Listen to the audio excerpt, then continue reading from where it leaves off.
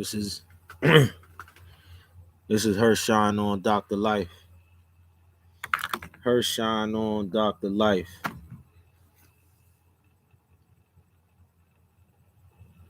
Hollywood Grail Studios. Hollywood Studios. Hollywood Grail Stars. Hollywood Grail Studios. So in Hollywood Studios, they used to have some dudes that would do a review, movie reviews. Siskel and Ebert. We're not gonna do movie reviews. We're not doing movie reviews. We're doing live action, reverse engineering. And we're gonna take the codes that Hollywood, the codes, every last one of Hollywood's movies, every last one of Hollywood's movies is based off of a theme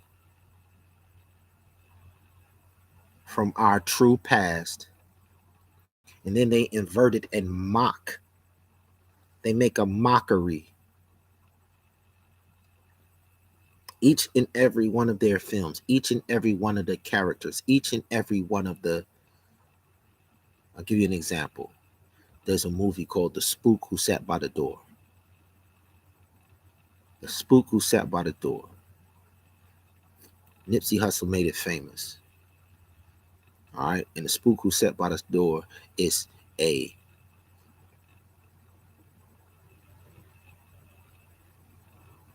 black individual who infiltrates the CIA, so-called. He goes into the CIA.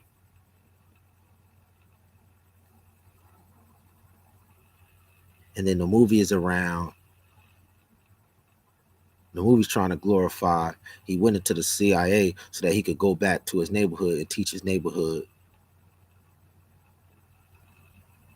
guerrilla warfare and how to fight and all that. When the truth is, there's several Spook Who Sat by the Door moments all throughout the Word of God. And in this segment, I'm going to show you how the spook that sat by the door is a mockery of Joshua and Caleb spying out the promised land. See, they always want to justify how black people keep propping up the entities that they're using to wage war against us. And so when they create a Hollywood movie and they tell you, oh, that's a good thing that somebody infiltrated. Yo, for every one that infiltrates, they got 50 that are COINTELPRO informants killing and assassinating each and every one of our people. So they make a movie to glorify a dude joining the CIA and then coming back. But how many cases do y'all have of that? But every single case, Martin Luther King had a FBI, CIA rat planted with him that led to his assassination. Malcolm X had an FBI, CIA rat. Every single one of the leaders, Fred Hampton, these same organizations always have black and people of color that they use to go sign up and act like they are part of their movement with intentions of killing the individual. And Nipsey Hussle is no different. They had several individuals around Nipsey just to cover the tracks. They had several individuals around Nipsey working with them to make it hard for you to put it on one person. But what I want to tell y'all is the story of Joshua is what you should be doing to every entity that's in the lands and not honoring the covenant with God. You should be scouting them out, seeing where their spiritual weakness is, going back and make sure you and your house is in the covenant with God 100%, and everything that they have in those lands are yours for the taking.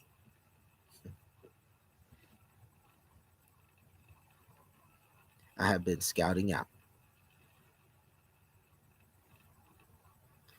evangelical Christianity, the Seventh-day Adventists in particular, since 1980.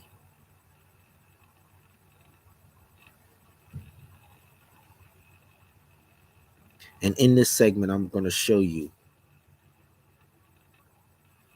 It's called You Make Me Sick. This is the Joshua spook that sat by the door. This is the same Joshua after he was one of the only ones who came back and said we could take the city. And because he was, God rewarded him with taking down Jericho, the greatest, wealthiest city in the lands. So everybody in the land knew if he could take down Jericho, then this is the king that God has anointed. And I'm telling y'all, the number one way to send a message throughout the whole globe, there is no larger institution of color with more resources across the globe.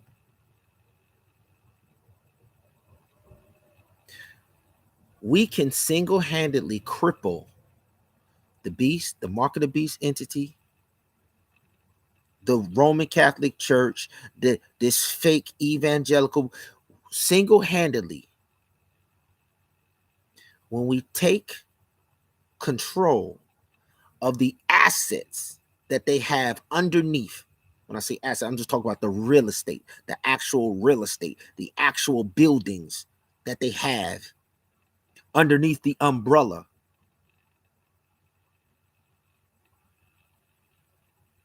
In countries that are 100%, Africa is like,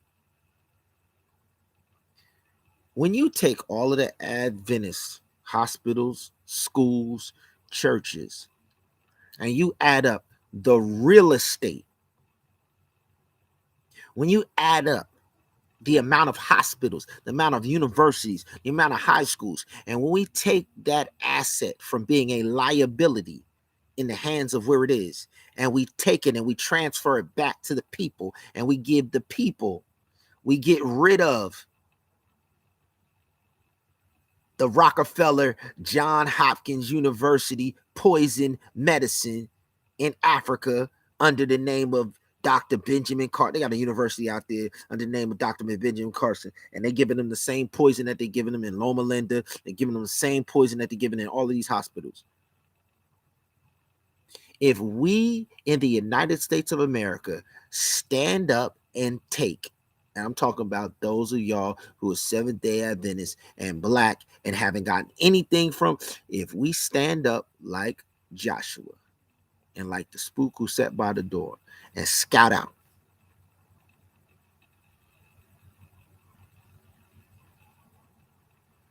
we will send a message to the whole world.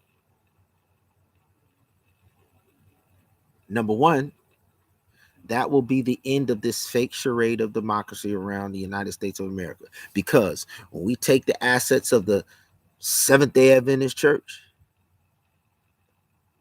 and they ain't going to do nothing because God ain't with them. And then we tell whoever will let them come. Understand, God said the only reason why individuals should be meeting together anyway, he said the sick have need of a physician.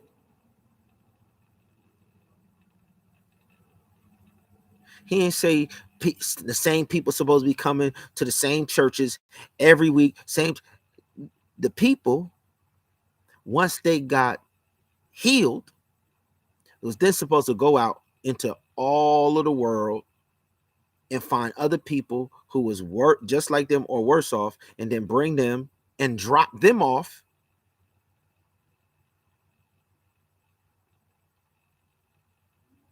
and then constantly be on the move. Your worship to the Most High God is supposed to be between you and the Most High God and whoever is traveling with you, between setting captives free and meeting every single need. I do not know where y'all get this concept from that church going is the gospel.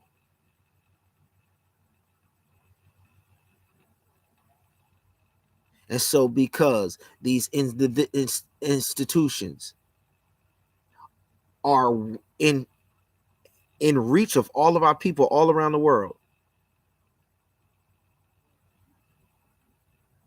the most effective way where in 2022 we could directly change the lives of millions instantly is by repossessing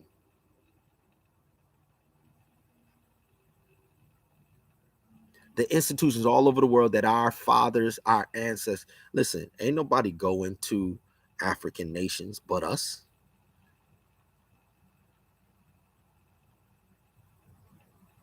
If they won't, if European Adventists won't come into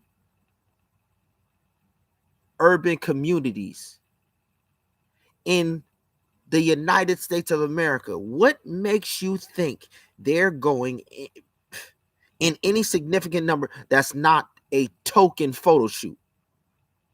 Europeans go all over the world for photo shoots to be able to do tax write-offs and claim that they're philanthropists. Listen, I ain't talking about no photo shoot. We all see that Haiti is one big photo shoot for all of the world's NGOs.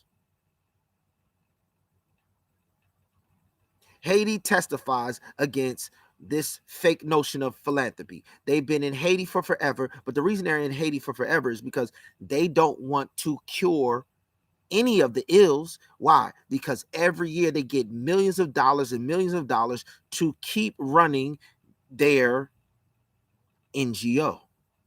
So if they solve the problem, the funding of millions of dollars for an institution goes away. They would have to find another crisis spot to go to. They not trying. Philanthropy is a fake masquerade of way to hiding wealth. So if that is true, if the philanthropists of the world don't have any intentions of truly helping our people, that means billions of people are suffering and going to suffer all of their lives unless true individuals come to the rescue. Not on no philanthropy, on some meeting every need. This is the challenge of the spook who sat by the door. This is our challenge for the You Make Me Sick. If they making our people sick around the world and then they're engaged in philanthropy, that means they're gonna keep our people sick.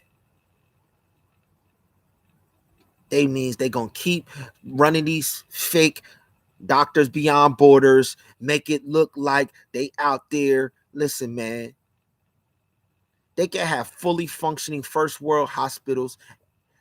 No, we're committing to putting fully functional.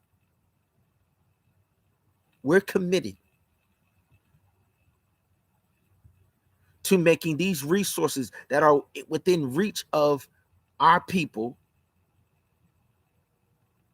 fully functional, top-notch, first world health centers.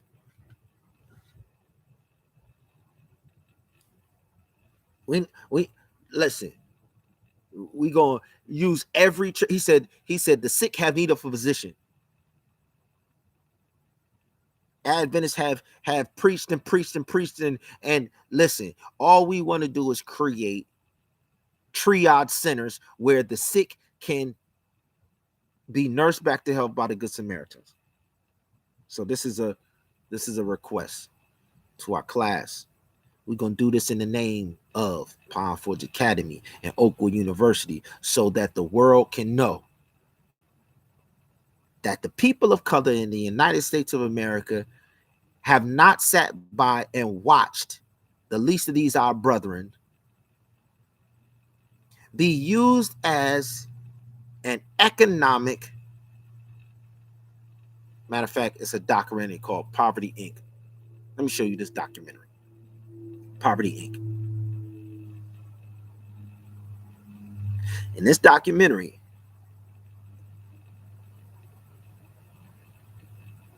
it exposes, and I'm going to talk specifically about ADRA, the Adventist Relief Associate, the Adventists. We're going to focus on ADRA. And I'm using ADRA as the reason why, proof of the violation that the Adventists are just like everybody else in Poverty Inc. doing philanthropy, and philanthropy is just for show. The bigger your NGO is, the more wealth that you can hide and not have to pay taxes. The only way that these billionaires cannot pay any taxes is they have to have a monstrous global footprint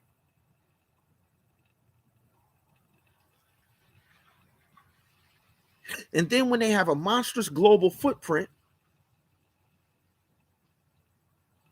once they have the infrastructure set up, not only are they writing off taxes, but then they getting the funding to run the joint. It's not even coming out of their pocket.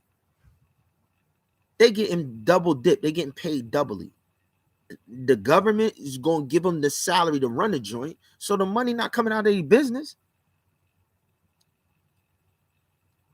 But because they're administering it, they say, okay, you get to write off this amount of millions or this amount of billions.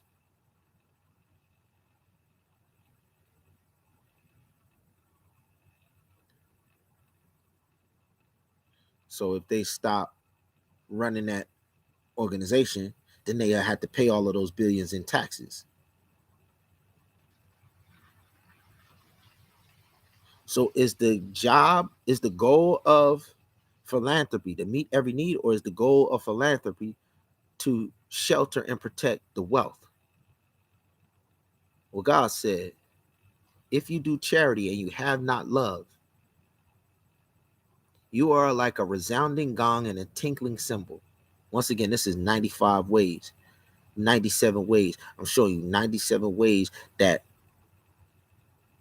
the Seventh-day Adventist Church is in violation of the mark of the beast.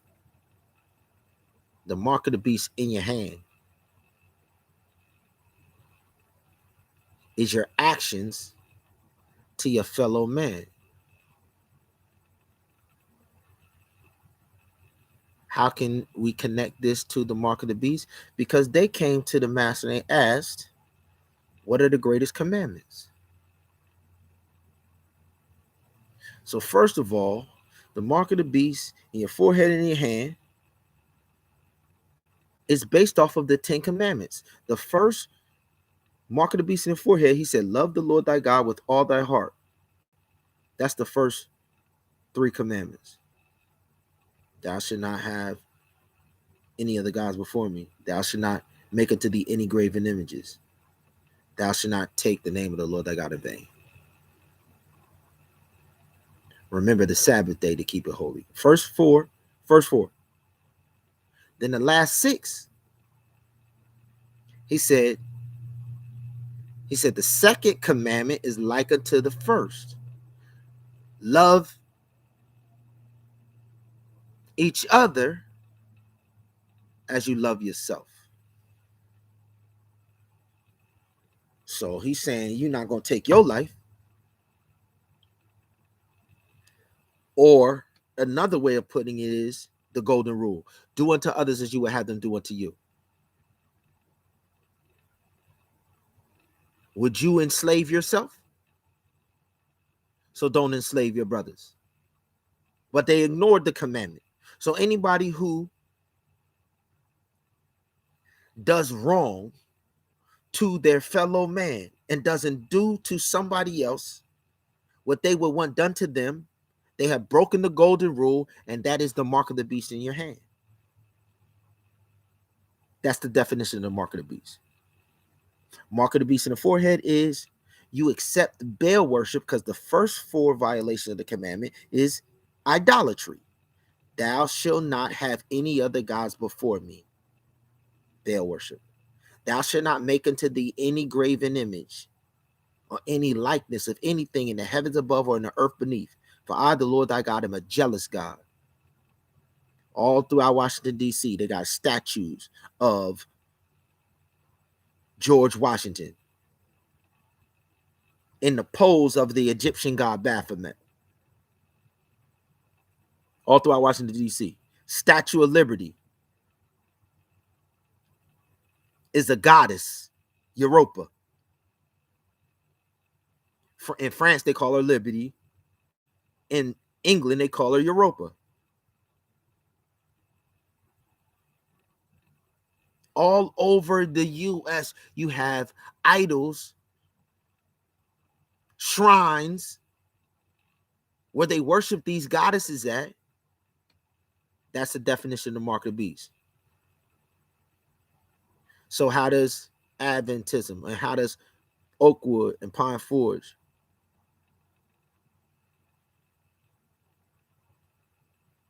Once again, Poverty Inc.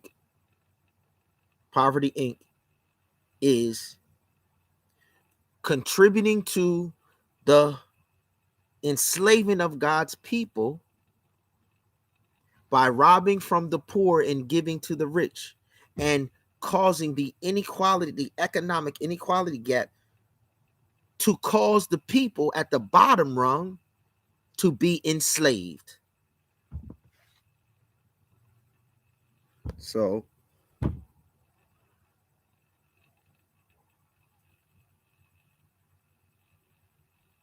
Poverty Inc. ADRA is the Adventist Relief Agency. And I'm going to show you that the Adventists have an Adventist Relief Agency, and the Adventists collect billions of dollars in tithe and offering. So how is there a migrant crisis in Africa? Once again, the largest people of color religious institution in Africa. There ain't no Europeans in Africa.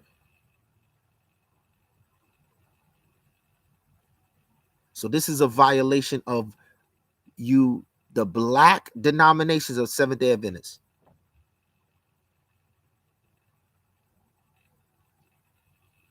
You mean to tell me you got schools, churches, hospitals all over, and then they're still enslaving our people?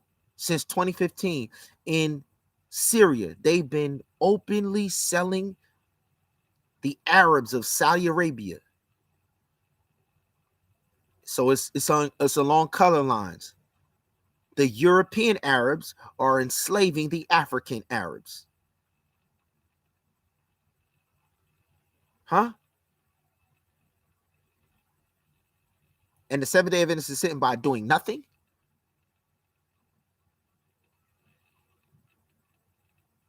The Seventh-day Adventists are just going to church and letting people give tithe and offering, and they watching migrants cross from sub-Saharan Africa all the way up to try and get to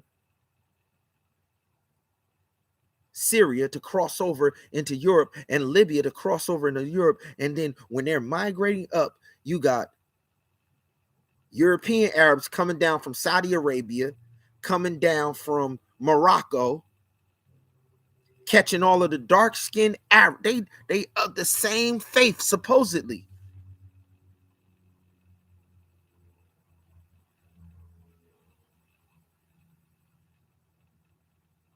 And then they enslaving them, and then they selling them.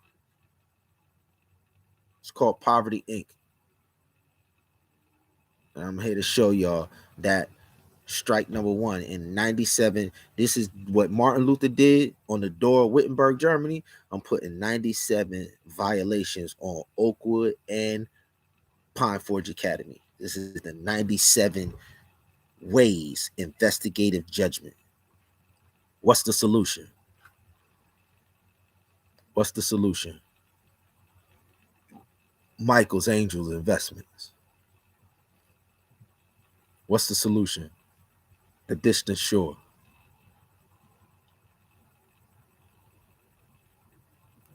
What's the solution? The Good Samaritans. So what does that mean?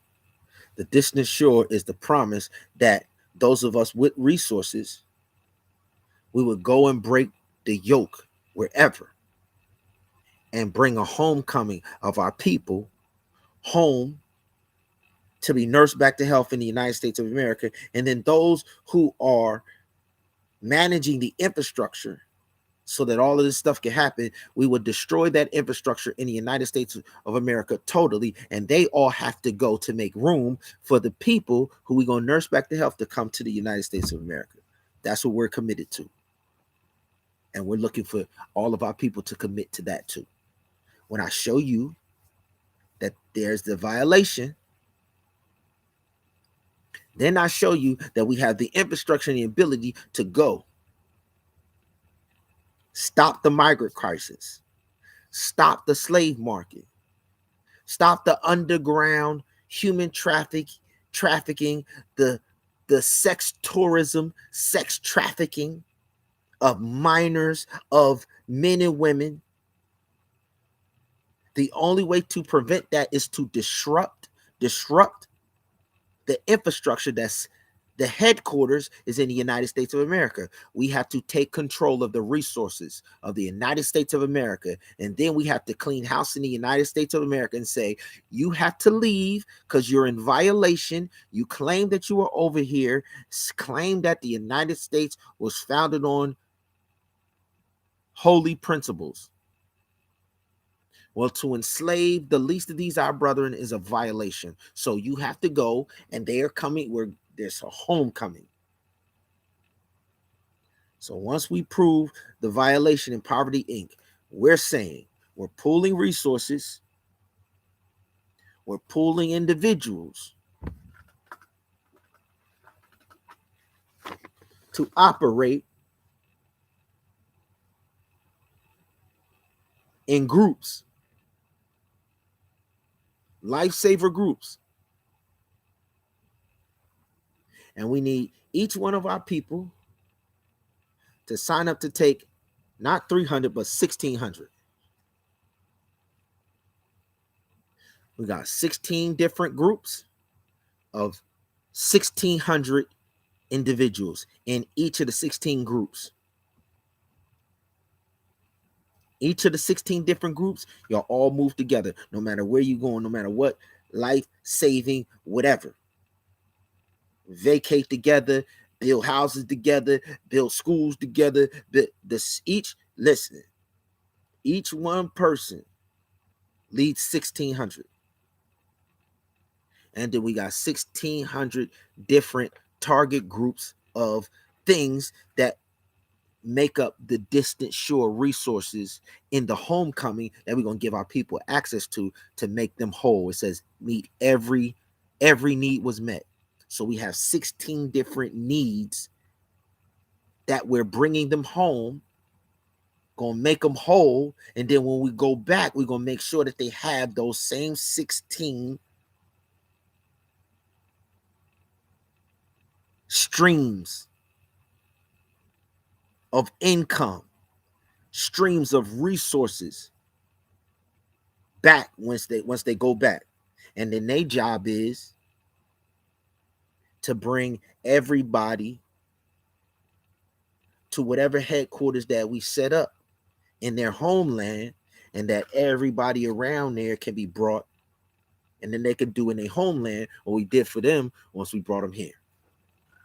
And they welcome to come back at any time. They welcome to have us come and get individuals, have them go through their homecoming, and it'll be a constant pipeline of going and getting our people. And instead of them, they seeking, he said, if you seek, you shall find.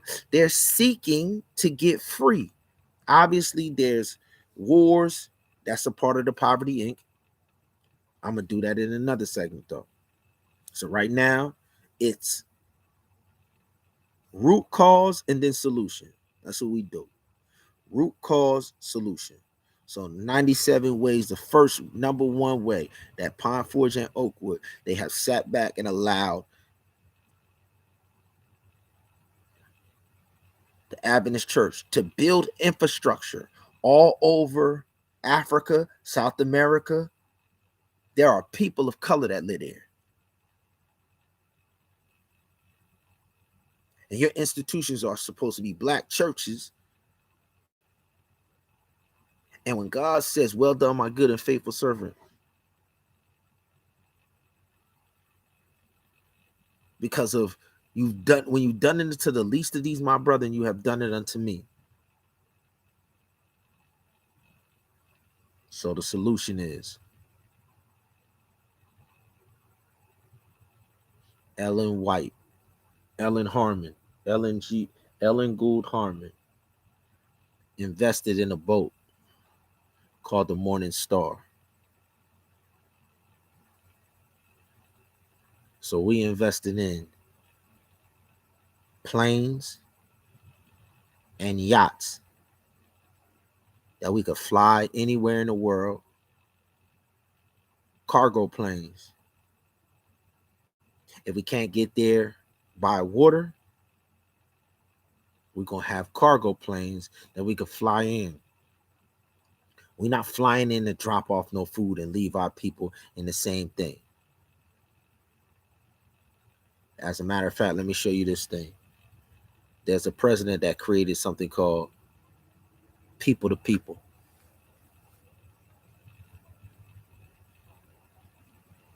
And in People to People, it's an exchange program. It's like an ambassador's exchange. It's like a cultural, a heritage exchange. So they have kids from countries all over the world that'll go and they'll exchange. They'll go and they'll stay. They'll go and they'll stay. And they'll go so they could learn the culture. We're not here to learn nothing. We're creating the brainless ambassadors to brainless ambassadors. The Philadelphia, USA brainless ambassadors to brainless ambassadors network, where our people from any country in the world, once again, our people, if they want to get out of third world poverty and they want to come over here for 3 months, for 6 months, for a year, put together a business plan and a strategy that would work in their homeland. We fund it. We collect all of the resources. We go to an area in the United States that's similar to the climate of their area, and whatever business or whatever investment they're going to make, practice it here, perfect it here. Then once it's perfected and implemented, go back home, implement it there, and we will support it for forever. Ambassador to ambassador. So, but the most important entity, this has to happen in 4 different ways. So in each one of the 4 different areas. So each one of these 97 ways,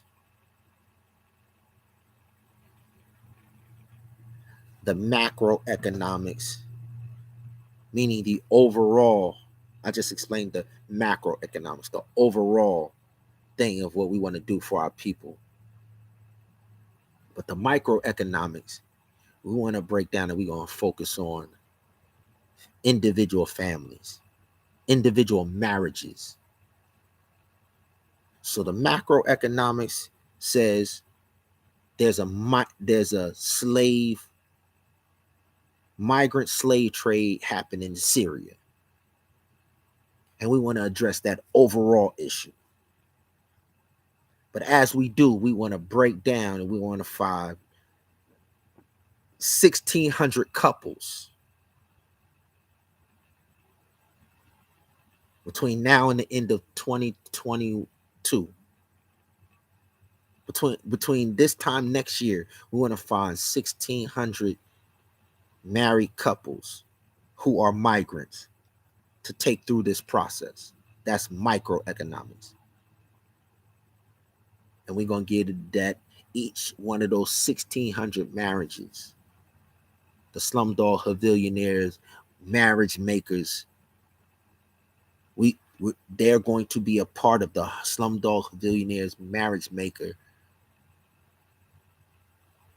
worldwide, urban beautiful worldwide clubs and spas. We're going to make each and every one of the couples Slumdog Havillionaire marriage maker club and spa when they go back to their nation. So then they can take couples and they can be paid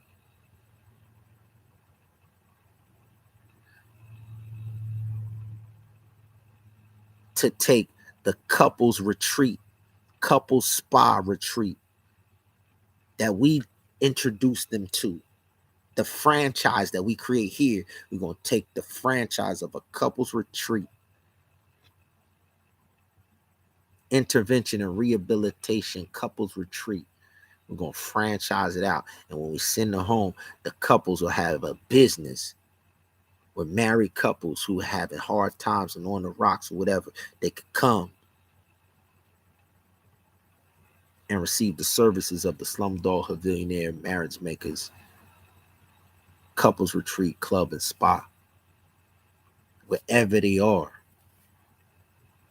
So not only will their marriage be saved, but they'll have an income connected to the club and spa franchise.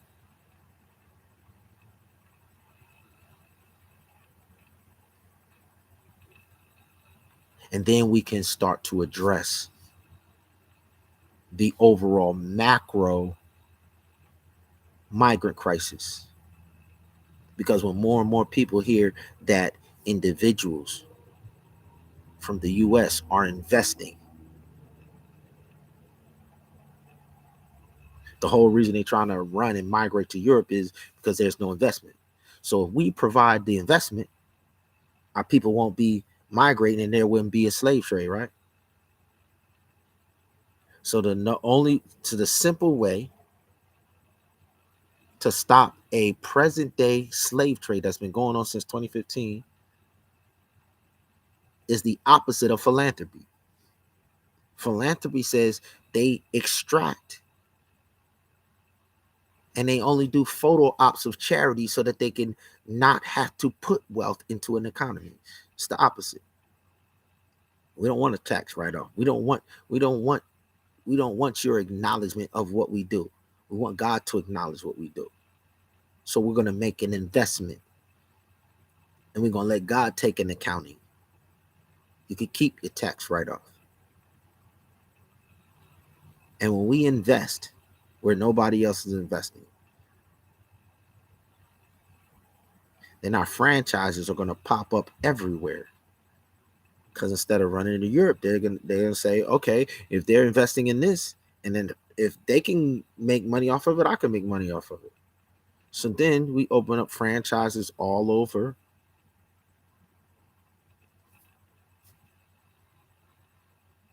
We're gonna use marriages, repairing the marriages, open up clubs and spas to provide intervention rehabilitation. And then once you have the club and spa there, then we can also add the ITB. The ITB games. You're already doing rehabilitation. So it's easy to get into the game of personal training, strength and conditioning, exercise. Then you add multiple games. Our people in Africa, they thrive on track and field. So now here you have a club and spa. You put a gym in the club and spa. You let people start training. Then you put on the calendar major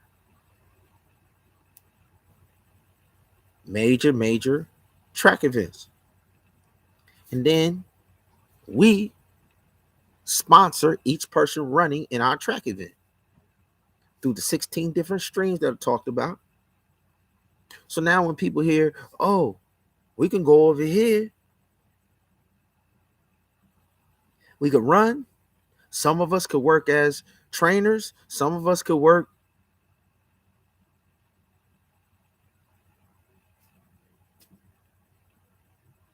then where you put track and field. As easy as you could put track and field in, you could put football in. I ain't talk about soccer, talk about football. Talk about what we invest in.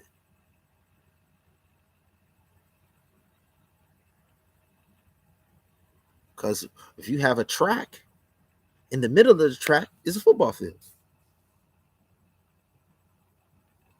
So while some people come and run track, others could come play football. And then where you put the football field at, you cover it up and you put multiple gyms in there, and then you could do volleyball and basketball.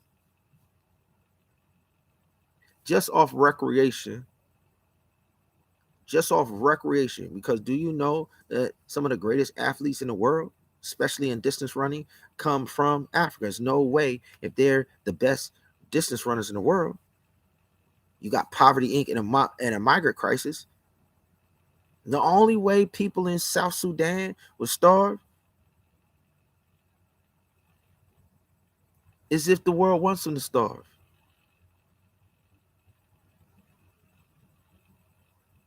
So apparently, the Seventh-day Adventists, with the largest footprint in Africa of schools and hospitals, apparently the Black Seventh-day Adventists are all right with the Seventh-day Adventist Church having ADRA that gets billions of dollars from the federal government. Why is South Sudan starving? Why would you let North Sudan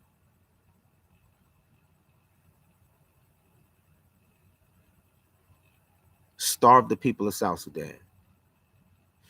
Money. Oil is the reason why there's a conflict in South Sudan. And if you get it off of the black market, you don't have to pay full price like you do with the Saudi Arabians. Understand, the way they keep our people impoverished who have the same resources of oil in Saudi Arabia is they pay Saudi Arabia top dollar and they make our people do the black market so they could get it at a discount. So the whole world watches as the United States of America does Poverty Inc. to South Sudan and the Congo and Liberia to enrich themselves with resources, because the people have dark skin and they have said they're 3/5 of a human being. So because the Saudi Arabians are called themselves Europeans, they'll pay the European Saudi Arabian top dollar. And then the dark skin person from Africa, they got to go to the black market because they not worth top dollar. So those are the violations. This first violation in the 97 ways is called Poverty Inc. And now watch these videos and it's going to show you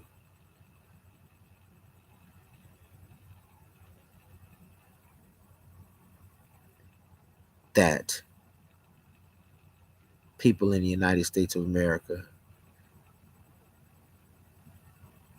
are not concerned with what's happening to the least of these our brethren. And that by definition makes it one of the 97 ways violations that they have the mark of the beast in their hands. Poverty Inc. You make me sick. Poverty Inc.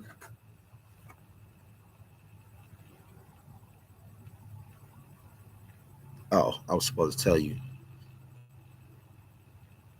We call the exchange where we bring the people to homecoming, we call that the distant shore.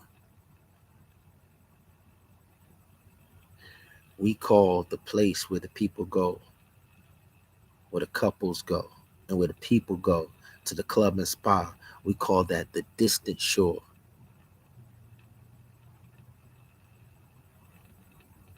Far from what you've been experiencing is the distant shore, the complete opposite of what's been happening to you. It's called the distant shore.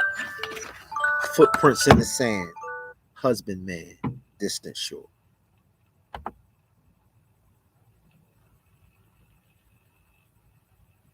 Hello, my child.